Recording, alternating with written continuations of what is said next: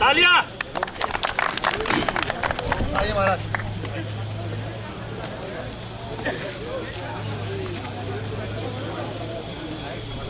जय बाबा केदार की। जय बाबा केदार की।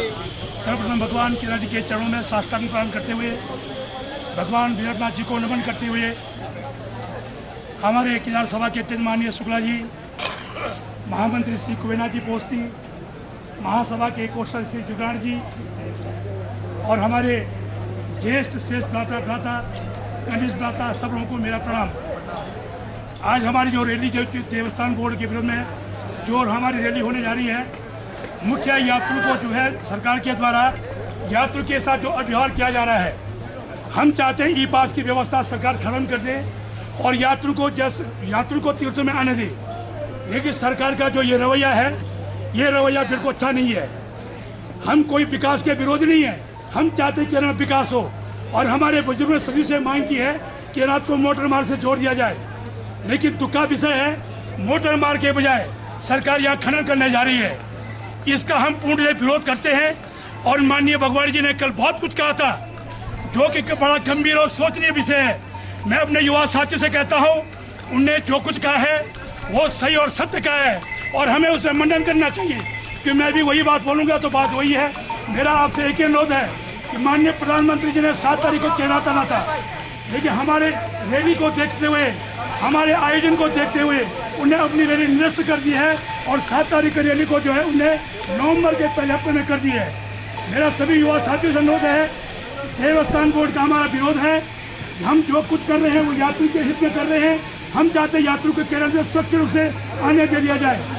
यदि यात्री जो है जगह जगह रो रहे हैं, जगह जगह यात्री को प्रताड़ित किया जा रहा है, जो कि सरासर सनातन धर्म के साथ घोर अन्याय है। नई विकास की बात है, हम धर्मधामी सरकार को चैलेंज करते हैं कि केरल का विकास करना है उनको। यदि उन्होंने मकानों के साथ छेड़खानी की, ईद पुल के साथ छेड़खानी की तो हमारी छाती में करेंगे। हमारी अंतिम सांस तक हम उनका विरोध करते रहेंगे और विरोध होगा। जय केदार, जय केदार, जय केदार।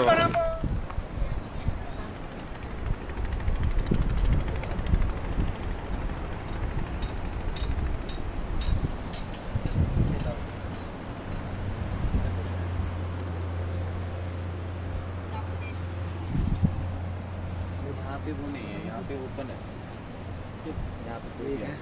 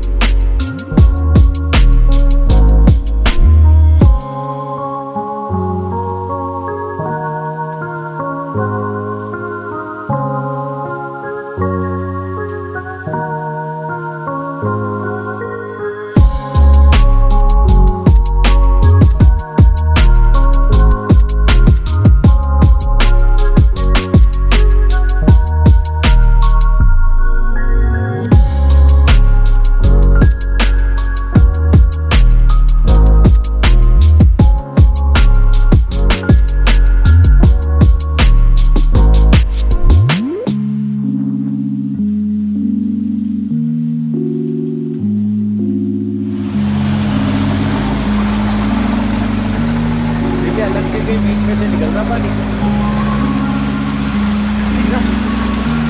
आप देख सकते हैं यहाँ पर पानी पहाड़ के अंदर से निकल रहा है।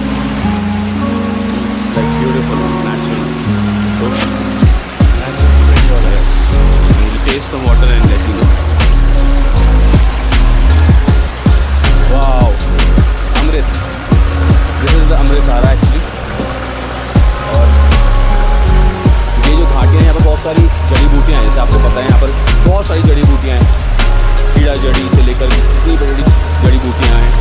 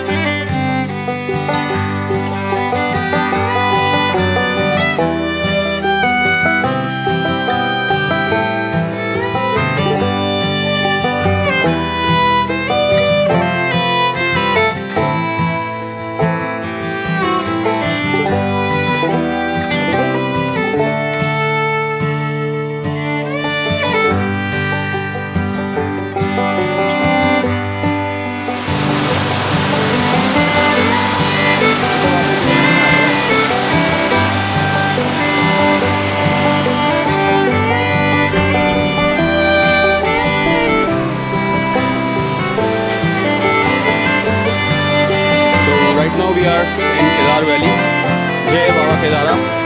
सो this is secret place going for Hanuman mandir ji, going for darshan the secret place and also the place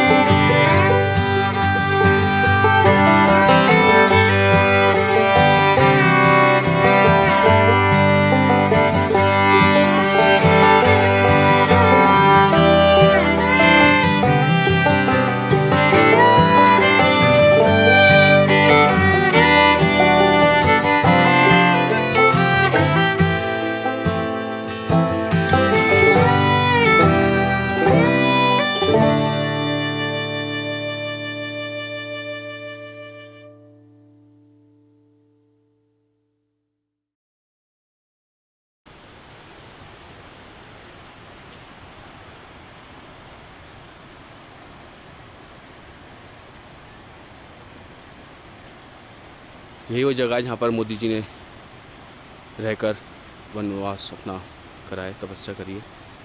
आप देख सकते हैं, हम लाइव दिखा रहे हैं आपको ये जगह। बहुत ही मुश्किल ट्रैक, उसके बाद हम यहाँ पर पहुँचे। अभी हम आपको अपडेटेड रखेंगे आगे।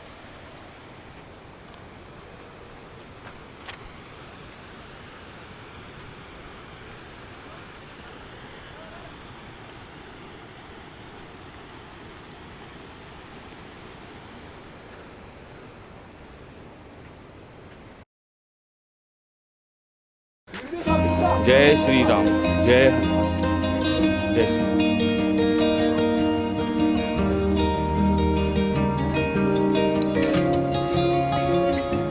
प्राचीन गुफा से हम आपको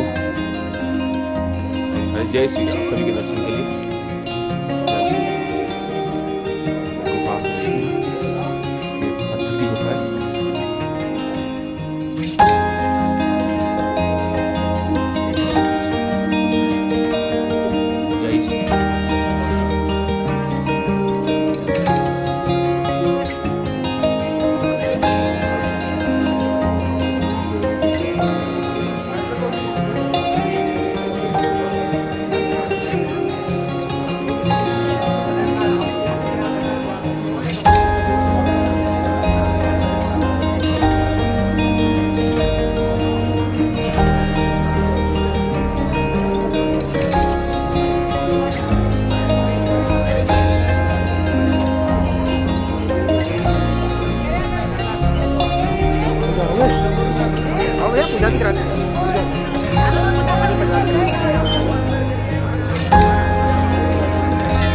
इथून काय दिसतंय का घे बघ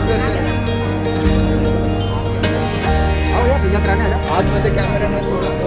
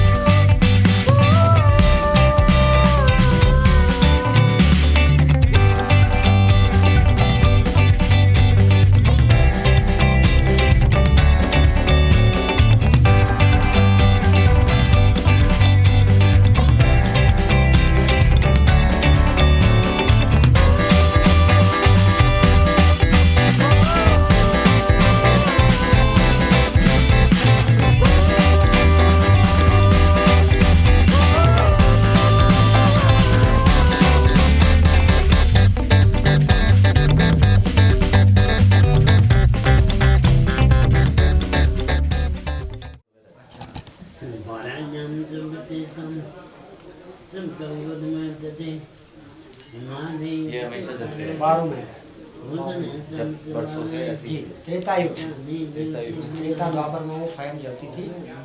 कलयुग में लकड़ी चढ़ाई जाती है। वो मिलेगा तो उसमें गोपन जी ने पूजा करवाई ना। पन्नी टी का ट्रेन है उन्होंने बाहर अच्छा ठीक है। उनका रखा होगा। ये परसों ही खुला है वो क्या अंदर ही हाँ पानी परसों ही नहीं, लोकल भी नहीं आ रहे थे इधर, है लोकल भी अंदर नहीं थी। भगवान की बस कृपा है कि हमने आना सही था। बात। ऐसे ही हम केदारनाथ जी पहुंचे हाँ ऐसे ही हम यहाँ पहुंचे।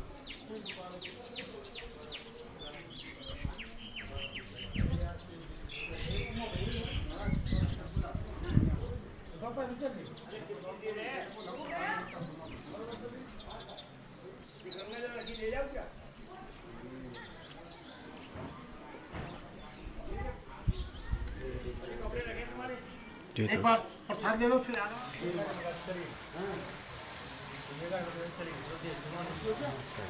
कॉन्टेक्ट लिख दिया। प्रसाद यही मुख्य प्रसाद यहाँ की विभूति दी जाती है। जी जो आपने हवन किया है अंदर लकड़ी लगाई है, जी इसको पूजा के स्थान पे रखना, माथे पे लगाना। जी घर में रखने से भूत प्रेत छल प्रभाव डाक जादू टोना नहीं लगता है। जी अपने को भय लगता है या कभी बुरी स्वप्न आते हैं, टीका लगाओ कोई भय नहीं। कहीं शुभ काम में जाना हो टीका लगाओ और वो काम पूर्ण होता है और घर की पवित्रता बनी रहती है। ये प्रसाद है आपके लिए। धन्यवाद महाराज। ये अखंड ध्वनि का भस्म है। ये फोड़ के ना घर में प्रसाद के रूप में सबको देना है। ठीक है। ठीक है, ये प्रसाद आपके लिए, ये आपके लिए। ठीक, बस। तो महाराज कितना पुराना मंदिर है? ये त्रेता युग का है, केदारनाथ से ही पहले तीन का युग है। पुराना मंदिर, सबसे पुराना मंदिर है। केदार बद्री के द्वापर के ये सबसे पुराना मंदिर है। ये त्रेता युग से ही जल जी हाँ जी हाँ। ये 3 युग की अखंड ध्वनि है। पहले बोलते हैं वेद मंत्रों द्वारा खुद जलती थी। जब भगवान की जैसे कलयुग का प्रमाण आया तो वो प्रमाण का जो असर हुआ तो वो अग्नि भी आ गया। वो अग्नि भी लुप्त होने लगे। तो धीरे धीरे क्या हुआ, उस अग्नि को जीवित रखने के लिए यहाँ पे हमारे 300 ब्राह्मण परिवार रहते हैं। तो प्रत्येक परिवार की ओर से 3-3 दिन का बारी यहाँ लकड़ी चढ़ाने का लगा रहता है। जी और आप लोगों के सहयोग से भी इसमें जैसे तीर्थ लोग यात्री लोग आते हैं तो वो अपने परिवार की खुशहाली नाम राशि जी। ऐसे करके लकड़ी दान कर देते हैं। जी तो इसलिए वो सभी के सहयोग से वो जिंदगी नहीं भी बहुत ही अच्छा कर रहे हैं मतलब। और यहाँ के पता लगा कि परसों से ही द्वार खुला है। अपना अपना दक्षिणा इसमें रखना।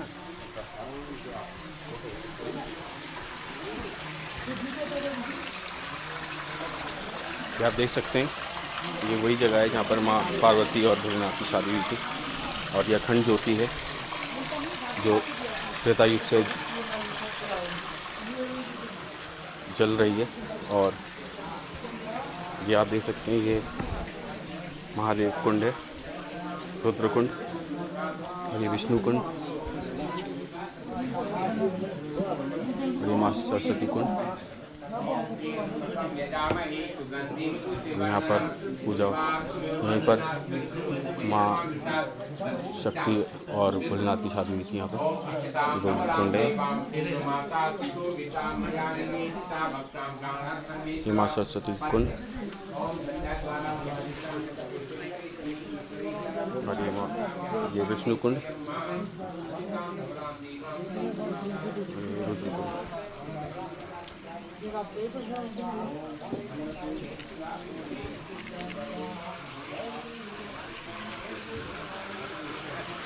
इसका कुंड है यहाँ पर।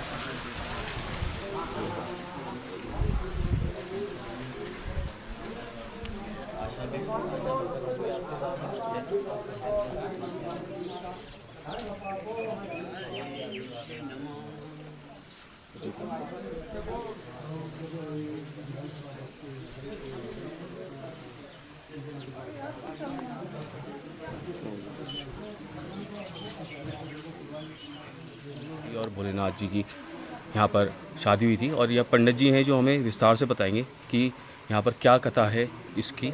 और ये पंडित जी नमस्कार। नमस्ते। आपका शुभ नाम सर? मेरा नाम है नरेंद्र भट्ट, त्रिजुगनाड़ तीर्थ पुरोहित, और गांव का नाम भी त्रिजुगनाड़ है। भगवान के नाम से ही जो है गांव का नाम भी है। तो यहाँ पे भगवान नारायण का ये मंदिर है त्रेता युग का, और माता पार्वती भोलेनाथ का ये विवाह का स्थल है। तो आपने सुना होगा दक्ष पुत्री हरिद्वार में जब राजा दक्ष ने यज्ञ ठहराया था, तो यज्ञ में सारे देवी देवताओं को बुला करके यज्ञ का आयोजन किया था, लेकिन माता पार्वती और भोलेनाथ का वहाँ पे अपमानित होने के कारण अनादर हुआ था, क्योंकि उनके लिए कोई न्योता निमंत्रण नहीं था। जबकि भगवान शंकर स्वयं दक्ष के दामाद थे, लेकिन उनसे घृणा करते थे। तो माता पार्वती जो है क्रोधित होने के कारण अपमानित हो जाती है और अपना सारा सर्वस्व शरीर का त्याग करके हवन कुंड में भस्म हो जाती है, यानी कि सती हो जाती है। उनका फिर पुनर्जन्म होता है पर्वतों के राजा हिमांचल के घर में माता मैना की कुख से। तो भगवान नारायण को साक्षी करके राजा हिमांचल ने अपनी पुत्री पार्वती का कन्यादान त्रेता युग यानी कि 3 युग के नारायण को साक्षी करके इसी स्थान में कन्यादान करके भगवान शंकर के हाथों दिया था। तो ये प्रांगण में देखिए आप 4 कुंड हैं। पहला है ब्रह्म कुंड, दूसरा है रुद्र कुंड, तीसरा है विष्णु कुंड, चौथा है सरस्वती कुंड। ये अलग अलग मातन इन कुंडों पे ब्रह्म कुंड में स्नान किया जाता है, ब्रह्मा जी की शक्ति से ही प्रचलित है। रुद्र कुंड शिव के नाम से प्रचलित है, इसमें भी स्नान किया जाता है आत्मशुद्धि और शरीर शुद्धि के वास्ते।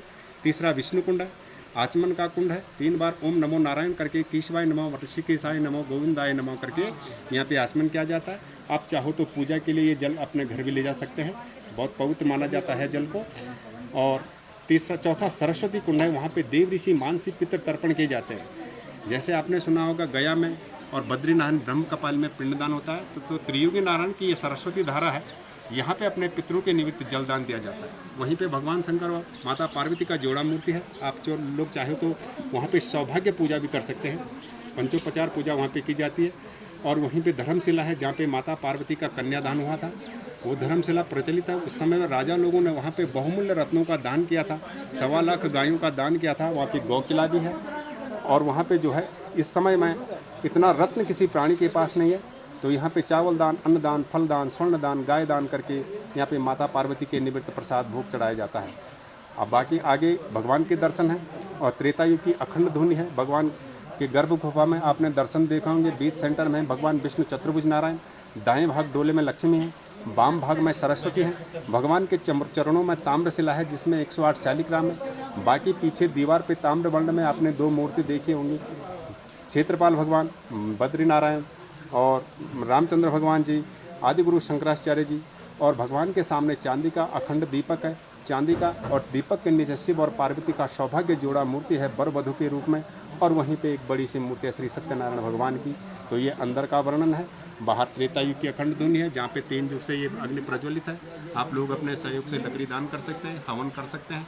और अखंड धुनी का जो भस्मा मिलता है वो आप लोगों को या सभी लोगों को प्रसाद के रूप में वितरित किया जाता है। बाकी भगवान के पंचनाम देवता हैं, द्वारे पे गणपति महाराज जी हैं, अन्नपूर्णा माता जी है, ईशानेश्वर, बजरंग बली और भगवान शंकर का ये मंदिर है। तो ये बोले त्रिजुगी नारायण भगवान की जय। और इसी स्थान पे भगवान विष्णु ने भादौ सुदी एकादशी के दिन, रविवार का दिन था, 11 बज रहे थे, माता आदित्य के गर्भ से वामन भगवान के रूप में अवतार लिया है। और राजा बलि से 3 पर पृथ्वी दान स्वरूप में मांगकर राजा बलि को पाताल लोक का राज्य दिया। तो भगवान ने 3 लोक को जीता था, आकाश लोक, मृत लोक और पाताल लोक। इसलिए 3 लोक को जीतने वाले नारायण के नाम से यहाँ का नाम है त्रियुगी नारायण। प्रतिवर्ष भादौ सुदी एकादशी और द्वादशी को यहाँ पे भगवान का बड़ा विशाल मेला मनाया जाता है और अनेक लोगों की मनोकामनाएं अभी भी पूर्ण होती हैं। यहाँ पे भगवान वामन का मेला होता है और श्री बद्रीनाथ में उसी दिन माता मूर्ति का मेला लगता है। ये जो है सुख सागर के में लिखा हुआ है। जी जी। ये कौन सी तारीख को होता है मेला? ये भादौ सुदी एकादशी और द्वादशी। जी। जिस दिन एकादशी, द्वादशी ये तिथियां होती हैं भाद्रपद में, तो उस दिन 2 दिन यहाँ पे भगवान का भव्य आयोजन होता है। भगवान का जो है जन्मोत्सव मनाया जाता है। दूर दूर से लोग यहाँ पे यात्रा भगवान के दर्शनों के लिए आते हैं। निसंतान, जिनके कोई संतान नहीं है, भगवान से यहाँ पे फल प्राप्त करके अपना आशीर्वाद लेके जाते हैं। और भगवान जरूर उनकी मनोकामना पूर्ण करते हैं। अभी तक उनको पुत्र प्राप्त होती है। ओम नमः शिवाय। जय नमः। ओम नमो भगवते वासुदेवाय। हाँ जी महाराज, मैं आपको थोड़ा केदारनाथ के मंदिर के बारे में बता देता हूँ जी। कि केदारनाथ का मंदिर जो है द्वापर में पांडवों ने बनाया था। जब द्वापर में महाभारत का युद्ध हुआ था तो पांडवों को जो है गोत्र हत्या लग गई थी। जी। तो भगवान ने उनको कहा उत्तर दिशा में जाइए और पाप से मुक्त हो जाइए। जी। तो जब वहाँ पर गए केदारनाथ में पांडव लोग, तो भगवान ने वहाँ भैंसे का रूप बना दिया। जी। और भीम जो बड़े शाली थे, भीम ने एक टांग को इधर रखा और एक इधर रखा कि जो भैंस होगी वो टांग से नीचे से गुजरेगी। तो कुछ भैंसे तो गुजर गई, किंतु भगवान शंकर भगवान ने जो है नहीं गुजरे, तो जमीन में धंसने लगे। तब तक जो है पांडवों की पूंछ पकड़ ली तो उनका प्रथम भाग पहुंच गया पशुपति नेपाल, पृष्ठ भाग छूट गया केदारनाथ में, मध्यम भाग मध्यमेश्वर में और बीच वाला भाग रुद्रनाथ में और एक भाग मध्यमेश्वर में। तो 5 यहाँ पर जो है ऐसे 5 केदार हैं, केदारनाथ, तुंगनाथ, रुद्रनाथ, कल्पेश्वर और मध्यमेश्वर। तो जब आप केदारनाथ में दर्शन करेंगे तो वह भैंसे का पिछ स्वरूप है। तो वह मंदिर जो है पांडवों ने बनवाया था जी। ये केदारनाथ का महत्व है। वो प्रायश्चित करने के बाद उनको स्वर्ग रोहिणी वही है। वहीं से वो स्वर्ग को स्वर्ग को प्राप्त हो चले गई थी, स्वर्ग चले गई और महाराज बूढ़ा केदार जो हैं जी। वहाँ पर क्या हैं? बूढ़ा केदार तुम्हारा टीवी में पड़ता है, उतनी जानकारी हमको नहीं है। अच्छा, क्योंकि बूढ़ा केदार भी बोलते हैं कि वहाँ पर जो केदारनाथ जी से पहले बूढ़ा अवस्था में, जब केदारनाथ जी के बाद बूढ़ा अवस्था में वो वहाँ पर उनका वो हुआ था, दर्शन हुए थे पांडव। वहाँ का वृत्तांत हमको हम उतना ज्ञान देखो नहीं है। साथ उतने ज्ञान अच्छा अच्छा, नहीं नहीं, देखो हम झूठ भी नहीं बिल्कुल बिल्कुल बिल्कुल। पर आपने केदारनाथ गए देखा अंदर? बिल्कुल महाराज, लिंग जो है बिल्कुल। वो भैंसे का जैसे पीछे वाला है। बिल्कुल वैसे ही है। जी वो पीछे के पंच केदार मन फर्स्ट पहुंच 5 गया जगह उसके पशुपति हिस्से नेपाल। बंट गए। हाँ मुंह जी, किस तरह बिल्कुल अलग अलग हिस्से हैं वो। जब वहाँ हजारों से भैंस पशुपति गुजरी, नेपाल। जी अच्छा, सारी नेपाल भैंस में तो है। निकल हाँ। गई, जी। लेकिन शंकर रूपी भैंस पशुपति ने पहचान हाँ, नहीं पाई। पशुपति नेपाल। और जब वो अच्छा, धंसने लगे तो काठमांडू के उधर उसका है। पहुंच पकड़ लिया। जी। और तो वो बीच उसके का जो भाग अंग पार्ट्स बीच का वगैरह भाग वो रुद्रनाथ। जहाँ जहाँ फैल गए, 5 जगह फैल मध्य गए। भाग तो 5 मध्यमेश्वर। जगह फैलने का मतलब पंच केदार, पंच केदार, और एक और बचा है और रुद्रनाथ। 5 जगह शिव के स्थान है, बिल्कुल। शिव की पूजा। यहाँ पर 5 केदार हैं। केदारनाथ, तुंगनाथ, मध्यमेश्वर, कल्पेश्वर और रुद्रनाथ। धन्यवाद महाराज। ओम नमः शिवाय।